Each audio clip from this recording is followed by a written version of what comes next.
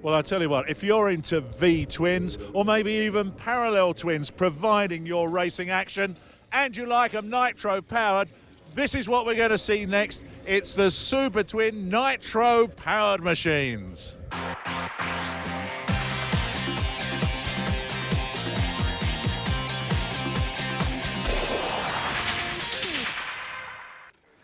Well, 2011 has been a fab season for the Super Twins. One guy that's made it really great, Mark Ashford from Australia. Right, Mark, I've seen you in a few countries this year. You're still on your European tour, and here you are in the homeland. Yeah, mate, the Holy Grail. This is the place you had to be at the end of the tour. Had 3 in plan, Sweden, Norway, back to the mother country. So how's your tour been then in 2011? How much have you enjoyed it? Shit, where do I start? From the start to here, mate. Been looking forward to it for years. It's all here. Everyone here has opened me with open arms. Yeah, where do you start with it all? It's just been spot on. Now, here you are. You're at the finals meeting at SantaPod. You've lived with that name in your head for all your life, I expect. How have you found SantaPod for qualifying here this year? First lap, we had a lot of tyre shake. Probably a little bit too much clutch, so we played around with it in the second lap. Far too much, and I just blew the tyre away on that one. So I ran a 670. Happy with that at the moment. Sitting about 5th. The adjustments we made at the moment, well, hopefully I can step it up and readjust that field. Well, he's on for readjusting the field, that man. 2 guys retiring at the end of this season. Well, Lawrence Stobler in the near lane, but the man quitting after so many years, Roll Kodam. Now you're retiring.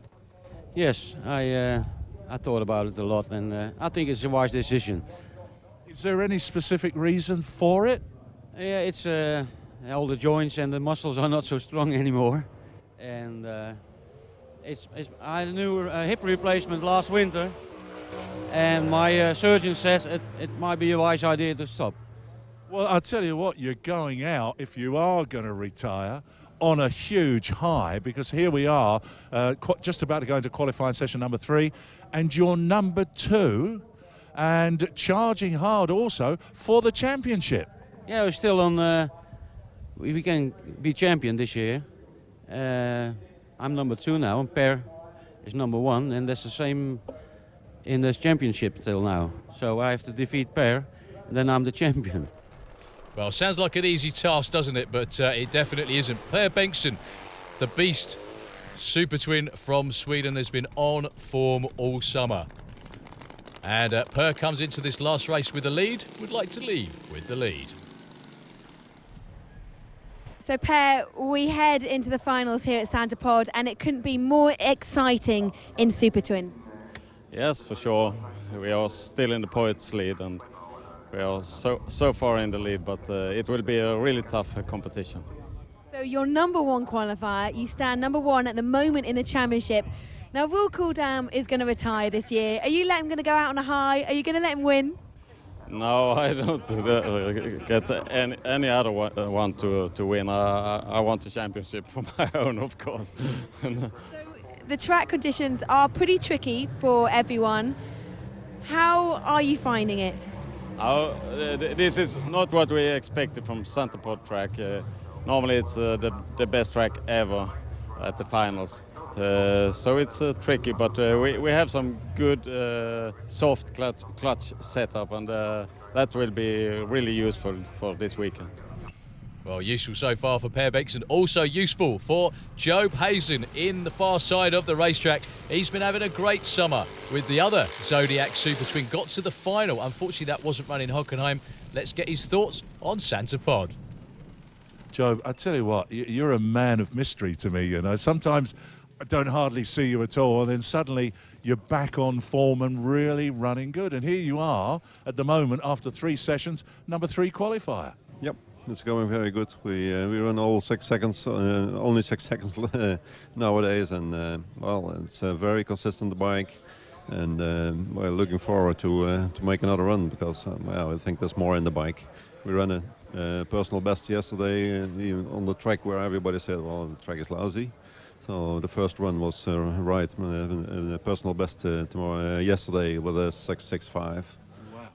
Oh, well, congratulations on that. That's absolutely fantastic. So how much do you think is left in the bike? Because, I mean, 665 and running consistent 665s should see you through to the semi-finals. Yeah, we hope we get to the semi-finals. Finals, I think. should be doable. Yeah. I think the bike is like it is now. It should be able to do a 6.5. Well, Job, a very nice guy. Him and his family tour Europe in the summer with the Super Twin. This was his last qualifying run. It was a thing of beauty. 6.60, another personal best. You must be feeling very proud of Dad at this point in time, aren't you? Yes, well, I'm always proud of my dad, but now it's special. It's a really great run. He must be really happy. Yeah, is that Dad's quickest ever run, a 660, or has he gone a bit quicker than that? I'm not sure, but it was fast, so yeah. I mean, Dad was telling me that he was running consistently sort of 6.6s and was hoping to step it up to 6.5s. So he's halfway there, really, isn't he? Yeah, well, tomorrow's another day, so we'll see what happens then. But Good. he's on a good flow. Yeah. Yeah, definitely got his mojo working this weekend, Job Hayson. Per Bengtson, though, qualified number 1. Samu Camperdown on the bump, the quickest ever in Europe for Super Twin. And your round 1 matchups will be absolutely fantastic. 4 riders can still take the Super Twin crown this weekend. We'll see how that shakes out in just a moment. One of the men looking to wrap it up today. Per Bengtson from Sweden, near lane, going up against our number 8 qualifier. That's Samu Camperdown on the far side. Yeah, indeed. And look at this. The beast speaks. He just takes that win. 6.49 to a 6.79, 3/10 in it on the finish line. A great run from the beast. And I really do think that Per Bengtson is setting out his store. He did make me laugh when he said, I'm not allowing Roel Kudam to win this championship. I want it. I think total sportsman. Right, now then, here we go. Next pair coming up here. Yeah, Lawrence Storbel up against Mark Ashelford from Australia. Mark looking very mean and nasty under that crash helmet. Let me tell you, he's such a nice guy. So is Lawrence Storbel. This is his last ever race on Urs Erbacker's bike. Lawrence smokes the tyre. Unfortunately, that will be retirement for him. Not so for Mark Ashelford. Moving on his European tour, 681, 210 miles an hour.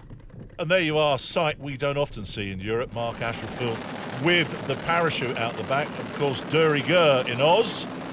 Quite unusual over here. But here's our next pair. Coming up to the start line, Ronnie Olsen. Now, Ronnie is riding a bike courtesy of another Ronnie, How Neat from Canada. And he's up against Job Hayson, who was looking for consistency. Ronnie Olsen, previous champion, and takes what in my book was a surprise win. Yeah, we got a win out of that one. I'm lucky. We got a lucky break on it. So we're in the next round, and that all looks good. Yeah, and it sounded good on the run too. What was your thoughts? Well, I shook the tire just about 300 feet out, so I've got to take a little bit out of it. Okay, next pair coming up then, and another retiree and a retiring motorcycle. Here's Roel Kudam retiring this year against Hans Olaf Olstad, and Hans Olaf is retiring his motorcycle at the end of this season. Moving on to something different, and look at this, it's another man with a wheel right up in the air, but it is Roel Kudam who takes the win. Yeah, superb riding there for both of them. Wheels in the air all the way down the racetrack. Hans Olaf, would you believe, loses with his third 669 in a row. Roel Kudam just too strong for the Lightning bike and the man from Norway. That was a championship race as well. They were both up there with championship aspirations, but it is Roel against Ronnie Olsen. Mark Ashelford goes against Per Bengtson on the other side of the ladder.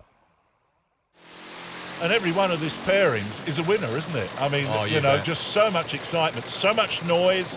The ground absolutely shakes when these machines are out there. What I can't help thinking with Per Bengtson, you couldn't get a quieter, more understated guy on a nastier, louder bike. Per Bengtson near side, Mark Ashelford, and it's going to be Per one more time. He really has had Mark Ashelford's number all summer. Beat him in the final at Tieppe, and at 6.53 again for Per Bengtson. Look at that in replay. What a fabulous race from those two guys. I'm sorry to see Mark Ashford go back to Australia, actually. We hope to see him again next year. Yeah, indeed. It was so close between those two as well. Start line reactions almost identical. Right, next pair then. Ronnie Olsen, as I said previously, a previous champion on his own bike, coming up against this man, Roel Kudam. Now, can Roel Kudam, on his final ever elimination, make the final? This is going to be the thing. This would be great to see. The man from the Netherlands with the Zodiac team, and they're away together. Just look at this. Ronnie Olsen has got the front wheel right up in the air. Absolutely incredible stuff. But it's Olsen who takes out Roel Kudam. Roel Kudam now to retire. But didn't he give it his all here? It's a great run from Roel. Let's get some words from Vincent Pearls. It was a great try for the championship. It was a great try, and we were running the numbers, but this pass, I don't know what happened.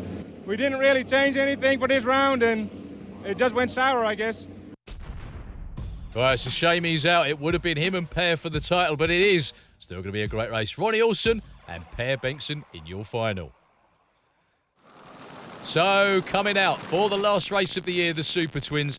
And haven't the twins been just... I mean, they're always stars, but my goodness, this weekend, all year, they've just been fabulous. Yeah, they have. They've been great. Always very watchable, always very entertaining. But here it is. It's the last race of the year.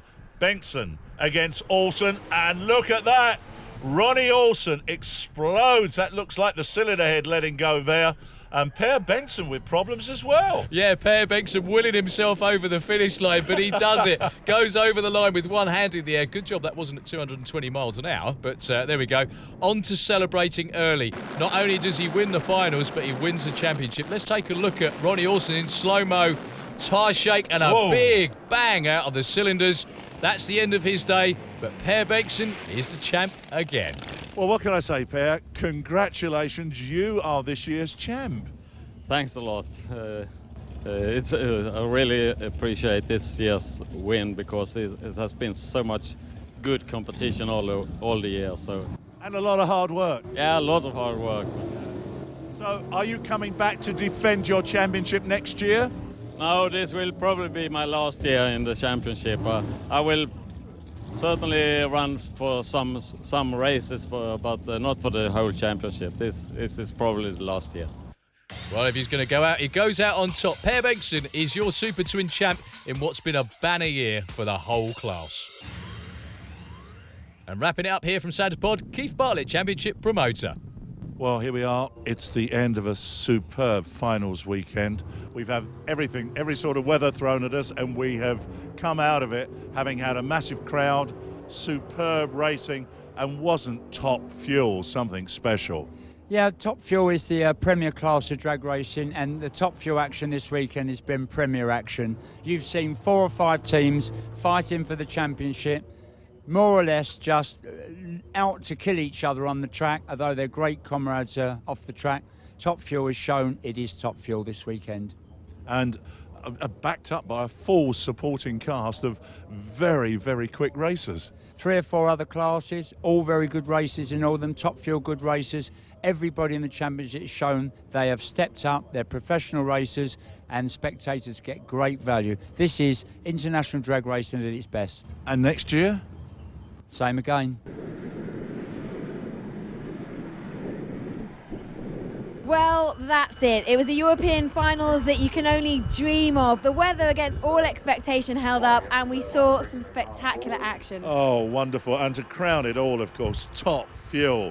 That man who'd won the championship in a previous year came back and snatched it right at the wire. That, of course, was Switzerland's Urs Urbacher. Absolutely superb racing. Well, I can't believe that is the end of the season, but we'll be back in 2012 for so much more. See you then. Bye.